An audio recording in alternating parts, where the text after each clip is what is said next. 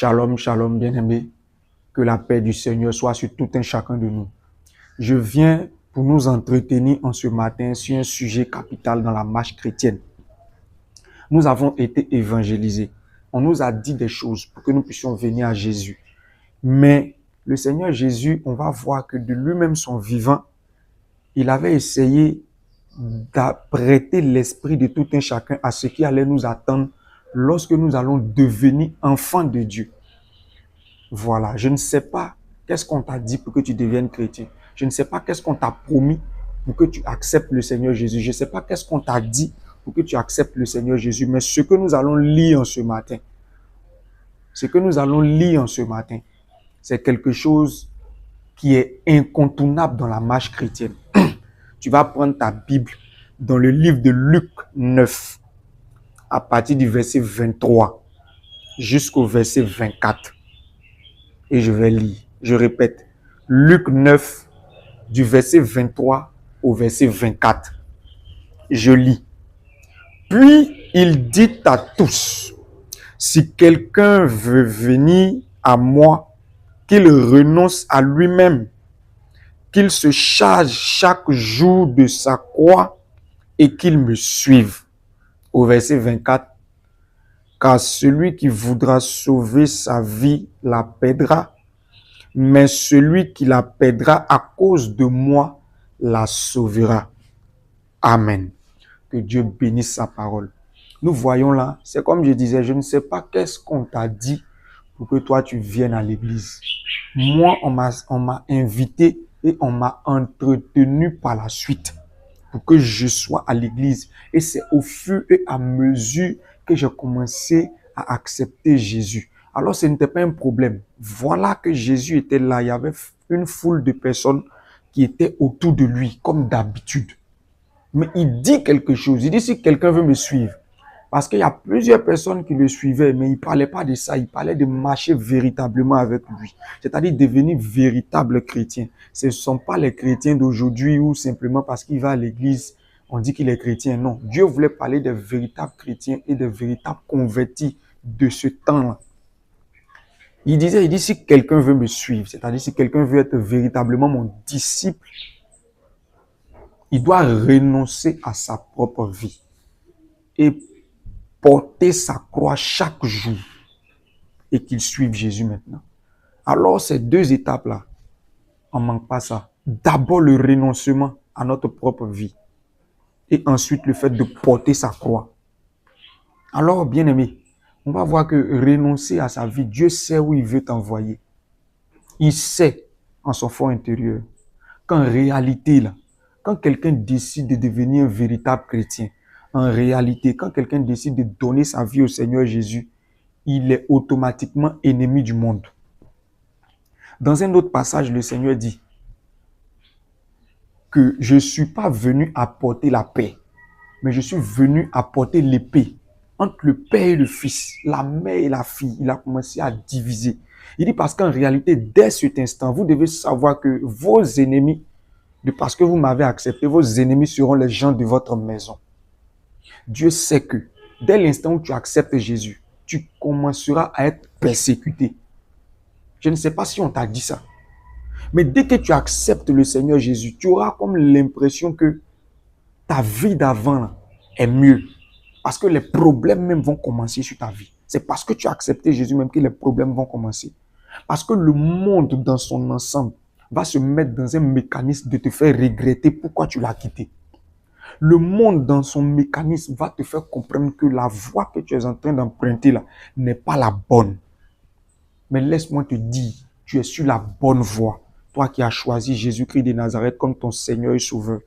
Tu es sur la bonne voie, car ton âme est rassurée d'être sauvée. Tu n'as pas été sur le mauvais chemin. Tu es sur le bon chemin. Mais il faut que tu prépares ton cœur. Il faut que tu renonces à toi-même. Renonce à ta fierté. Quelqu'un qui a accepté le Seigneur Jésus n'a plus de futur.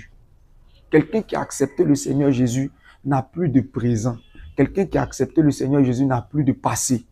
C'est une manière de parler pour dire que tu dépends entièrement de quelqu'un qui est Jésus-Christ de Nazareth. Tu n'es plus propriétaire de ton avenir. Tu n'es plus propriétaire de tout ce que tu es. Non, c'est lui qui décide maintenant. Donc, si tu es toujours accroché à ta fierté, si tu es toujours accroché à ton moi, moi, on ne me fait pas ça, moi, on ne me dit pas ça, ta place n'est pas derrière Jésus. Trouve-toi une place quelque part là-bas. Mais tu n'as pas ta place parmi les chrétiens. Il ne faudrait pas qu'on se blague entre nous. Quand tu veux suivre Jésus, pour quelqu'un qui se dit chrétien, doit renoncer à lui. Ça veut dire que tu deviens... Dans le monde, là, on va t'appeler bête. On va t'appeler chiffon. Quelqu'un va te manquer de respect, tu pardonnes. Quelqu'un fait des bêtises, tu pardonnes. Toi, tu pardonnes, tu pardonnes, tu pardonnes. Pourquoi? Parce que tu as renoncé à toi-même. Qu'est-ce qui fait qu'on ne pardonne pas? C'est parce qu'on a accroché à une certaine valeur en nous. Du fait que quand quelqu'un marche sur mon pied, moi, je ne pardonne pas ça. Tu as accroché à ça. Oh, Dieu te demande de laisser. Arrête, laisse ça tomber. Renonce à tout. Renonce à tout. Parce que pour suivre Jésus, là, il faut renoncer à tout. Et il dit en second plan, tu vas charger, tu vas porter ta croix chaque jour de ta vie.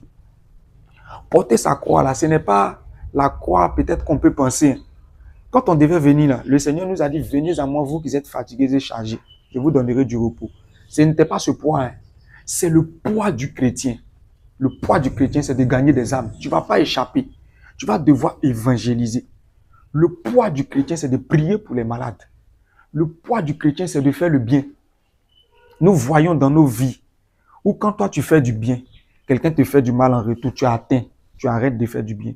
Mais nous sommes dans une guerre spirituelle où il y a le bien, il y a le mal. Celui que tu vois qui te fait du mal, là, il est dans sa mission.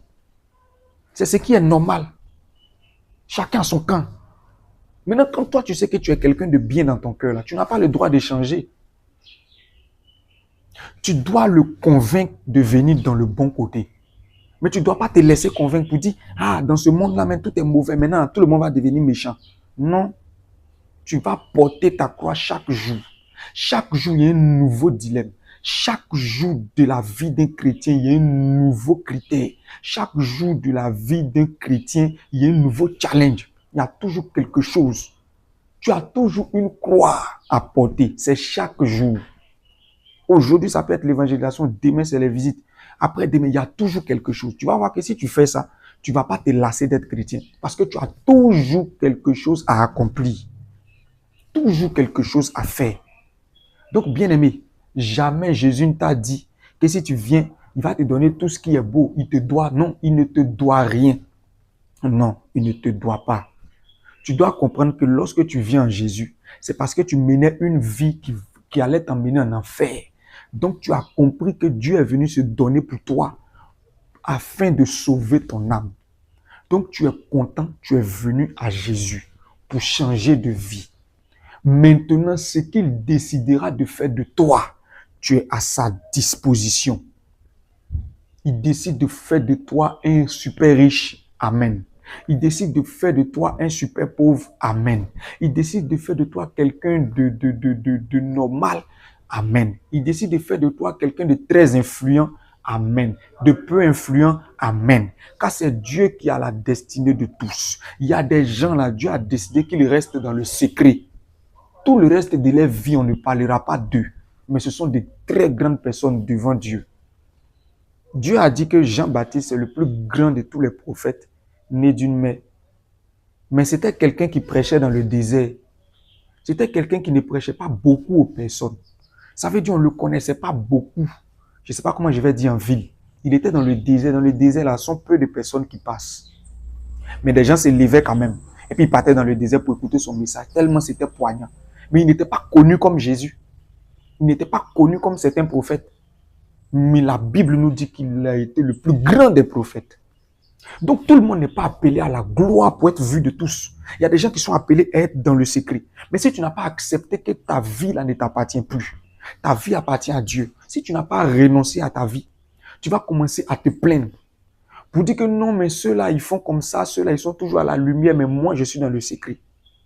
Tu vas commencer à te plaindre. Pourquoi? Parce que tu n'as pas renoncé. Quelque part, tu veux être vu. Tu vas commencer à te plaindre dans l'église. Moi, on ne me soutient pas. Moi, on ne me fait pas ci, moi, on ne me fait pas ça. Ils ne sont pas obligés de te soutenir. La seule personne qui doit compter pour toi, c'est Jésus-Christ de Nazareth. Que Dieu te bénisse. Que Dieu te bénisse. N'oublie pas aussi, s'il te plaît, abonne-toi. N'oublie pas, si tu as vraiment suivi la vidéo du début jusqu'à la fin, mets ton appréciation en commentaire. Et surtout, il faut partager. Partage partout, sur Facebook, sur YouTube, sur TikTok, sur tous les réseaux. Il faut partager au maximum de personnes. Peut-être que toi, ce type de vidéo-là, ça ne t'intéresse pas trop. Mais quand tu vas partager, ça va tomber sur des personnes à qui ça va faire du bien. Donc, participe à l'évangélisation et que Dieu te bénisse. Amen.